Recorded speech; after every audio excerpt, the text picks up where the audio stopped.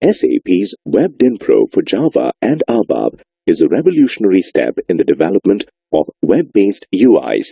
Unlike any other design paradigm used by SAP, it represents a quantum leap in the development of web-based enterprise resource planning or ERP applications.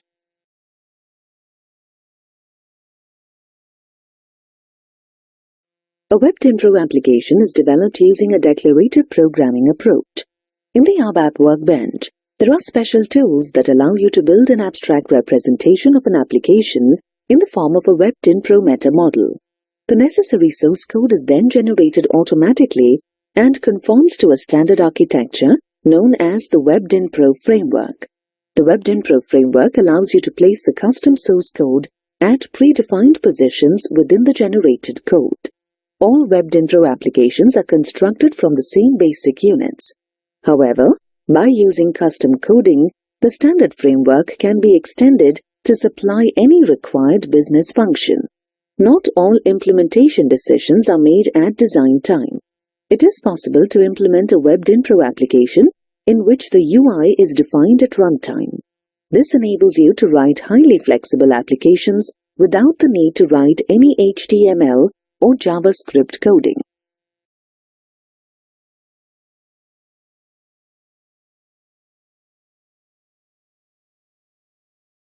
The figure shows that Web Dynpro applications can access various data sources. A Web Dynpro ABAP application can address all kinds of reuse components directly. The following are the examples of reuse components. Methods of classes defined in your system. Function modules defined in your system or through RFC in backend system. Web services through a web service client object. Do not place a select statement in your controller methods directly because this leads to a mixing between flow logic and business logic. Model objects are not yet supported in Web Dynpro ABAP.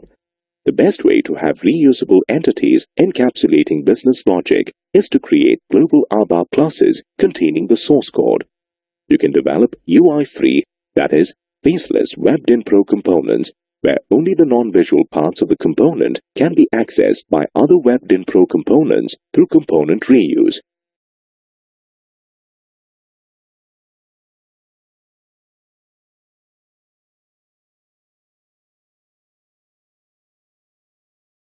The main goal of Web Dynpro is to enable application developers to create powerful web applications with minimal effort using descriptive tools in a structured design process.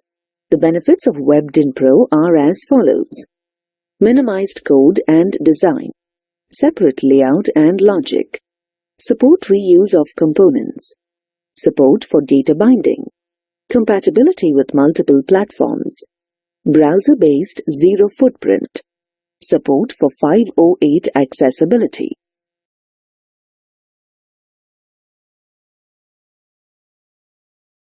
According to the Web Dynpro philosophy, it is better to have fewer lines of handwritten code. Web Dynpro pursues its philosophy in the following ways.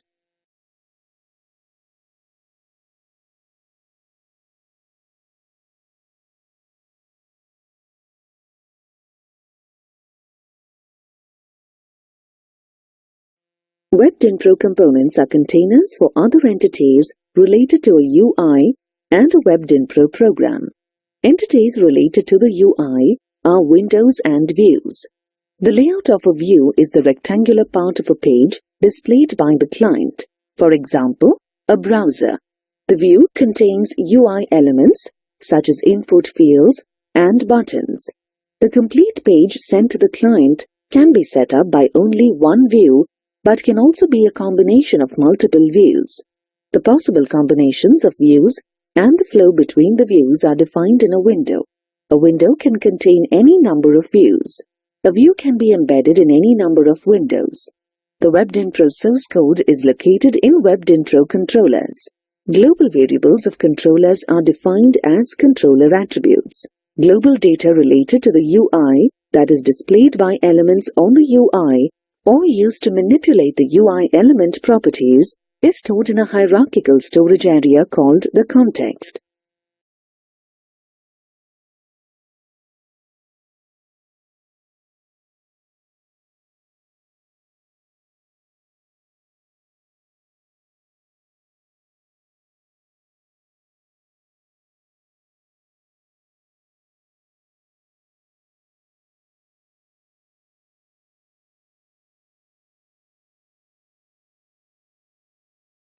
Web Dynpro components can be addressed in the following ways.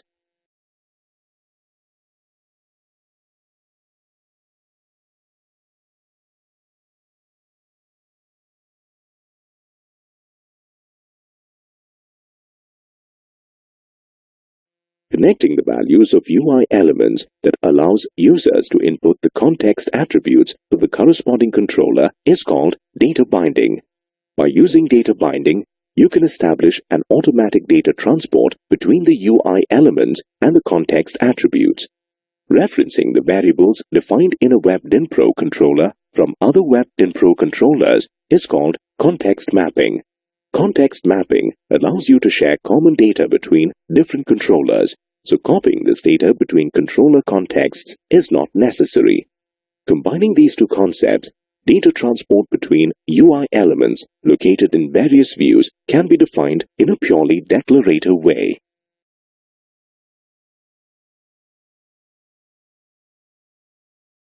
Context mapping allows a context node in one controller to be supplied automatically with the data of that context node to a corresponding context node in another controller.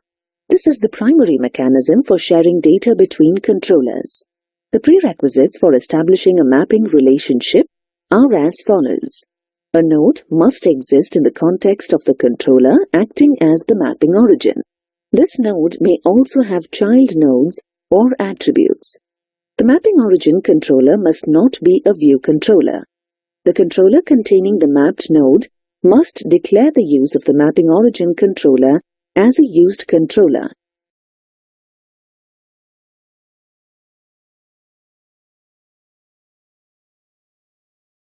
Data binding is the means by which data is automatically transported to and from a UI element in its layout.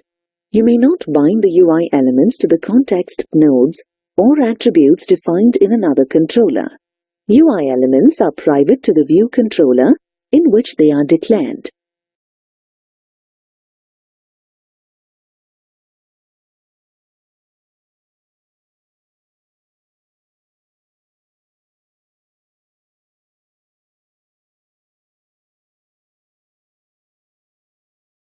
The data binding process separates the UI element object from the application code in the view controller.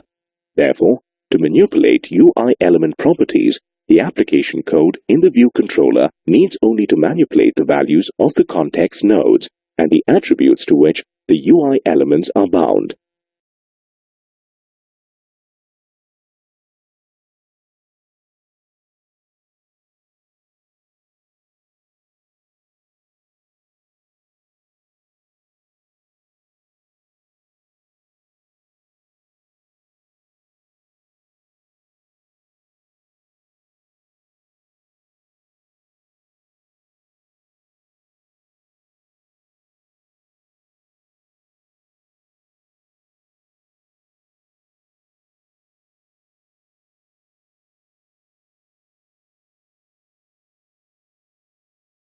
Navigation between views is triggered by firing outbound plugs. Firing an outbound plug raises a navigation event. Navigation events are special asynchronous events that are placed into a navigation queue. Multiple outbound plugs can be fired from one view. Which ones are used determines the next UI. The navigation queue is processed at certain points of time in the Web Dynpro processing phase. Until this time, the navigation stack can be extended by firing additional outbound plugs, or the complete navigation stack can be deleted. Outbound plugs are named according to the action that caused the navigation away from the current view.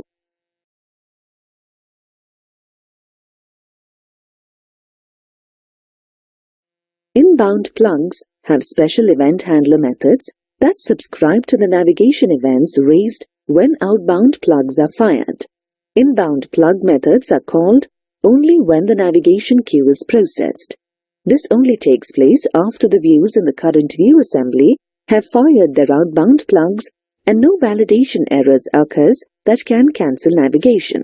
Inbound plugs should be named according to the reason the view is displayed. Outbound and inbound plugs are joined together using navigation links. Linking an inbound plug to an outbound plug means registering the inbound plug event handler method to the navigation event that is called by firing an outbound plug. Navigation links are defined in a window. Outbound plugs and event handler methods related to the inbound plug can have parameters allowing you to pass data between the views. An action is used to link a client-side event to an event handler method, which is automatically defined with the action in the corresponding view controller.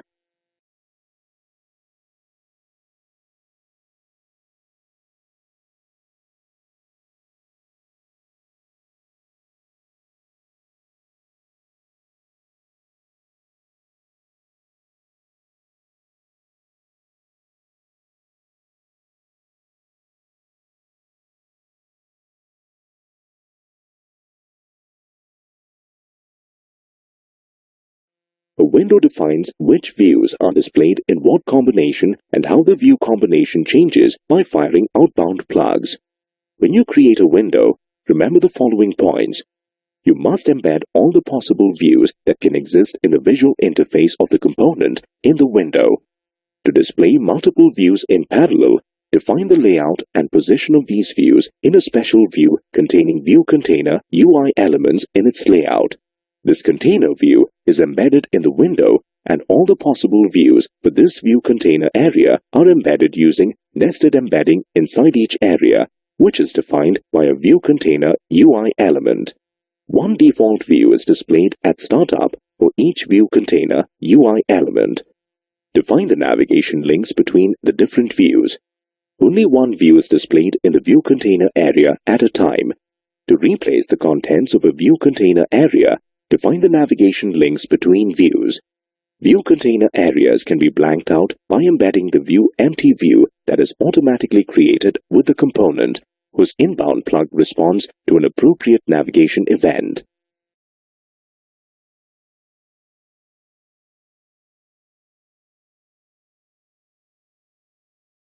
Outbound plugs are the triggers that cause a view container area to contain a particular view.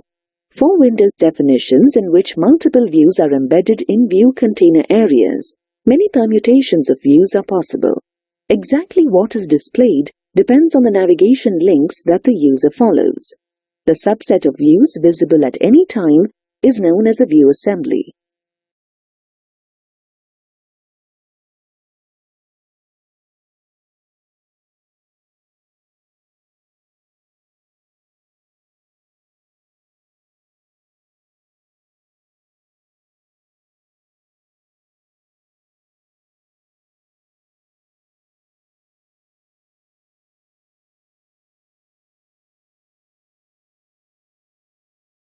SAP's Dynpro is built on the foundation of the MVC design paradigm. MVC was invented by the Norwegian software designer Trygve Heinschak while working at Xerox in the late 1970s. The first implementation of this design paradigm was with the release of the Smalltalk 8.0 programming language. MVC was a revolutionary design paradigm because it was the first to describe software components in terms of the functional responsibilities that each must fulfill and message protocols to which each component must respond. SAP modified and extended the original MVC specification to create the Dynpro toolset.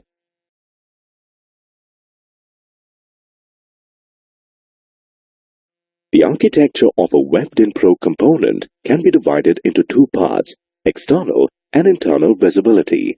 The horizontal dashed line in the figure separates the entities that are visible outside the component from those that are only visible within the component. The internally visible parts can be further divided into visual entities and programming entities. Visual entities are related to the UI. They are generated by the Dynpro framework and passed to the client. The internally visible entities consist of windows and views. A view consists of a view layout and the corresponding view controller. The view controller can contain navigation plugs, methods, and a context. A window embeds one or more views and has a corresponding window controller. A window controller can contain navigation plugs, methods, and a context. Each view can be embedded in multiple windows. The outbound plug of a window can be connected to any inbound plug of embedded views, and the outbound plug of a view can be connected to any inbound plug of the embedding window. However, navigation between windows of the same component is not possible.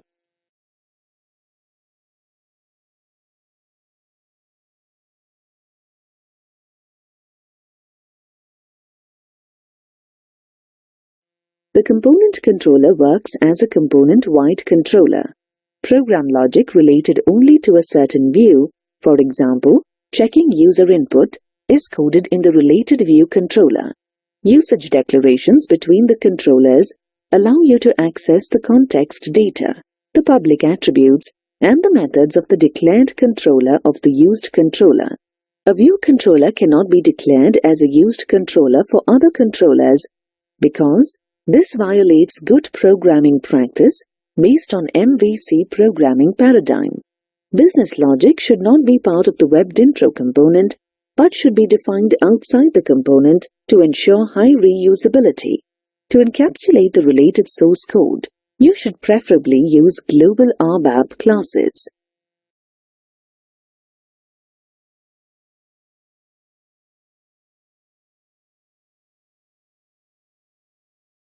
Custom controllers are optional controllers defined by the developer.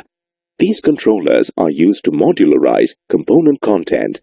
For example, custom controllers can act as local controllers for some views, or they can be used to encapsulate the logic related to a certain model class, that is, business logic.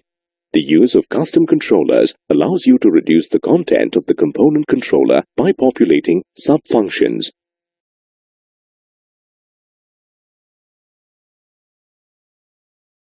If a Web Dynpro component, for example the parent component, needs access to another Web Dynpro component like a child component, the parent component can declare the use of the child component. A specific component usage instance is created, and the parent component accesses the functions of the child component through its component interface controller.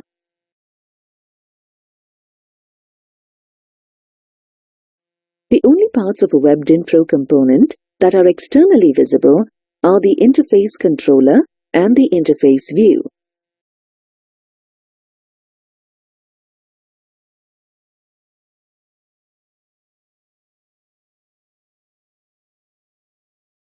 A Web Dynpro application is the entry point into a Web Dynpro component and is the only Web Dynpro entity that can be addressed through a URL.